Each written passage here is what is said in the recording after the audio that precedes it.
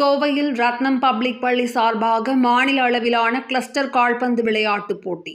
தமிழ்நாடு, புதுவை, அந்தமான் உள்ளிட்ட பகுதிகளில் இருந்து 400க்கும் மேற்பட்ட அணிகள் பங்கேற்பு. கோவையில் CBSE பள்ளிகளுக்கு இடையேயான கிளஸ்டர் கால்பந்து விளையாட்டுப் போட்டி ஈச்சனாரி ரத்னம் பப்ளிக் பள்ளி சார்பாக 5 நாட்கள் நடைபெறவுள்ளது. CBSE கிளஸ்டர் போட்டிகளின் ஒரு பகுதியாக 5 நாட்கள் நடைபெறவுள்ள இதில் 14, 16, 19 வயதுக்குட்பட்டோர் ஆகிய பிரிவுகளில் 450க்கும் மேற்பட்ட CBSE பள்ளி அணிகளைச் சேர்ந்த 9000 மாணவர்கள் பங்கேற்றுள்ளனர். இந்நிலையில் இதற்கான துவக்க விழா ரத்னம் கல்லூரி வளாகத்தில் நடைபெற்றது. ரத்னம் கல்வி குழுமங்களின் தலைவர் மதன் செந்தில் தலைமையில் நடைபெற்ற விழாவில் இயக்குனர் சீமா செந்தில் முன்னிலை வகித்தார். விழாவில் சிறப்பு விருந்தினராக கோவை மாநகராட்சி ஆணையர் சிவகுரு பிரபாகரன் கலந்து கொண்டு போட்டிகளை துவக்கி வைத்தார்.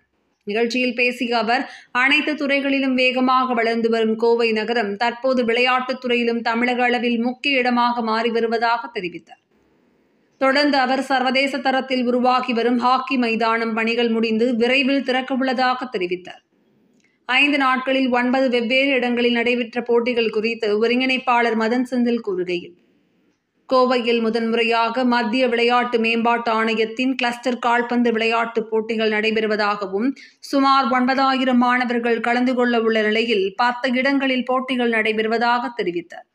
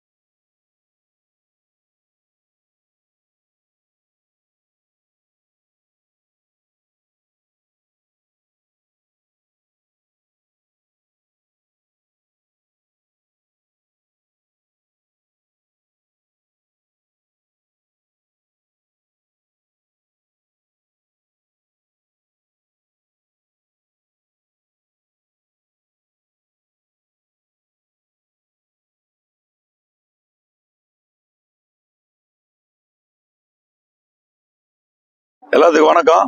இன்னைக்கு கிளஸ்டர் 6ன்னு சொல்லி தமிழ்நாடு, பாண்டிச்சேரி, அந்தமான் நிக்கோபார் 3 ஸ்டேட்டையும் சேர்ந்து இந்த கிளஸ்டர் 6ங்கிற ஃபுட்பால் டோர்னமெண்ட் சிபிஎஸ்இ நடத்துது. அது இந்த 3 ஸ்டேட்டுக்கு சேர்ந்தது. இதை வந்து ஃபர்ஸ்ட் டைம் கோயம்புத்தூரில் ஹோஸ்ட் பண்ணுறோம். அதுக்கு மிகப்பெரிய பாராட்டுக்களும் எங்களுக்கு இதை கொடுக்க வாய்ப்பு கொடுத்ததுக்கு ஒரு ரொம்ப சந்தோஷம், பெருமையாகவும் இருக்குது. இதில் வந்து கிட்டத்தட்ட மோர் தேன் 9,000 students, close to about 10,000 students participate பண்ணுறாங்க. 450க்கும் மேற்பட்ட ஸ்கூல்கள் இந்த 3 ஸ்டேட்லேருந்து வந்து இதில் பெருமளவில் பார்ட்டிசிபேட் பண்ணி இதில் ஜெயிக்கிறவங்க ஆல் இண்டியா டோர்னமெண்ட் போய் அதில் ஜெயிச்சாங்கன்னா அவங்க school games of federation of இந்தியாவில் பார்ட்டிசிபேட் பண்ணுறதுக்கான வாய்ப்பு கிடைக்கும். ஸோ அந்த மாதிரி இது ஒரு அஃபீஷியலான கவர்மெண்ட் ஆஃப் இந்தியாவுடைய டோர்னமெண்ட். இதில் வந்து கிட்டத்தட்ட 9,000 ஸ்டூடெண்ட்ஸ்னால் இது பல இடத்துல இருந்து வர்றதுனால இவங்களுக்கு வந்து தங்க வைக்கணும், அவங்களுக்கு வந்து வேணுங்கிற சாப்பாடு வசதிகள் செய்து கொடுக்கணும். இதனால என்ன பண்ணியிருக்கோம்னா இங்கே இருக்க மல்டிபிள் காலேஜஸை இன்வால்வ் பண்ணியிருக்கோம். ஒன்று வந்து சக்தி குரூப் நம்ம எல்என்டி பைபாஸில் இருக்கிற இடத்துல ஒரு இடம், ஸ்ரீ ஈஸ்வர் காலேஜில் ஒரு இடம், இந்த மாதிரி பல நேரு காலேஜ் ஒரு இடம், இந்த மாதிரி பல இடத்த இன்வால்வ் பண்ணி அங்கேயும் ஸ்டூடெண்ட்ஸ் தங்கி அங்கே இருக்கிற ஸ்போர்ட்டிங் ஃபெசிலிட்டிஸ் யூஸ் பண்ணி நாங்கள்லாம் ஒரு டீமாக ஒர்க் பண்ணி இதை சக்ஸஸ் பண்ணுறோம். இதில் உண்மையாகவே ஒரு டீம் ஒர்க், ஸ்போர்ட்ஸுங்கிறது எப்பவுமே வந்து மிகப்பெரிய டீம் ஒர்க். ஜெயிச்சாலும் தோத்தாலும் டீம் ஒர்க், டீம் இல்லாமல் இருந்தால் எவ்வளோ பெரிய பிளேயராக இருந்தாலும் ஜெயிக்க முடியாது. அந்த மாதிரியான ஒரு விஷயம் ஸ்போர்ட்ஸுங்கிறது. டீம் ஒர்க் இல்லாமல் ஜெயிக்கவே முடியாத ஒரு விஷயம்.